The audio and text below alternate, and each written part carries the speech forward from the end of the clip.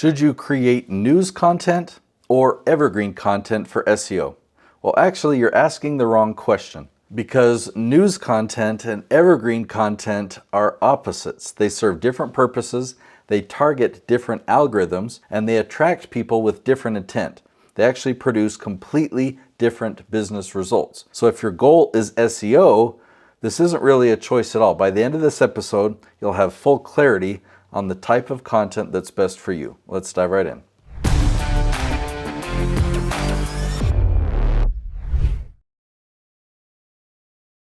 The biggest mistake that people make isn't choosing between news content or evergreen content.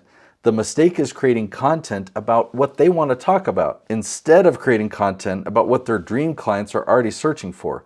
Your audience is telling you exactly what they want every day through search. So those searches that they do online become your content strategy. Search has changed. People don't just search for websites anymore, but they're looking for answers. Think about how you use Google today or YouTube or ChatGPT. You're not just typing in broad topics, you're asking specific questions because you want a specific answer. And this is why evergreen content works so well. It answers questions that people will continue asking tomorrow, next month, and years from now. Now, when I think of news content, I'm talking about industry news or podcast launches, current events, commentary, trending topics. So those things are popular for a little while, and then they're gone. That's the nature of news. Now, evergreen content is the opposite by definition. It's content that continues getting found through search because people keep asking the same questions. That's why these two types of content don't mix. News follows trends, evergreen follows search. Another reason people get confused is because YouTube has more than one algorithm. You can have a video explode because it's getting suggested traffic or browse traffic. That's where trends and viral content live. Or you can create content that ranks through search. That's where evergreen content lives. Those are completely different strategies.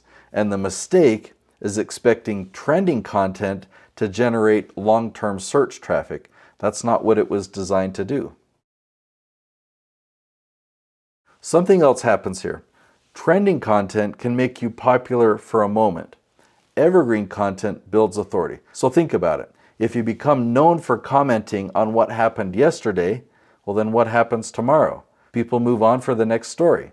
But if you become known for answering questions that your dream clients consistently ask, Google can recommend you, YouTube will recommend you, ChatGPT will be recommending you, not because you followed a trend, but because you become the authority on that subject. That's a completely different outcome.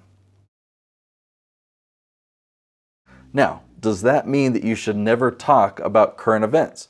No, current events can be fantastic for nurturing your audience. So if you have an email list or a community on social media, these are people who already know you, and current events can give you a very good reason to reconnect with them, to stay top of mind. But just know that that's nurturing. That's not SEO. That's not how you build long-term discoverability. So I regularly tell clients not to chase trends, not because they're bad, but because they're expecting trends to accomplish something that they were never designed to accomplish. You'll hear opposite advice from people like Daryl Leaves or Gary Vaynerchuk. If your goal is ad revenue, you should follow Daryl, not me. But if your goal is lead generation, building authority, and your goal is being discovered by your dream clients, then focus on evergreen content. Answer the questions that people will still be asking years from now. Those questions become assets. Every video you publish keeps working for you into the future. Every answer strengthens your authority, and over time, you become the obvious expert in your category. Now, if this episode has changed the way that you think about content, then there's one more idea I think you need to understand. Most people believe that going viral is the fastest path to becoming known, but I believe it's one of the biggest reasons that experts never become the go-to authority in their industry. So in my next episode, Thought Leadership Without Going Viral, I'm going to show you why chasing views often attracts the wrong audience and why the experts who generate the most leads are rarely the ones with the biggest viral hits. I'll see you in the next episode.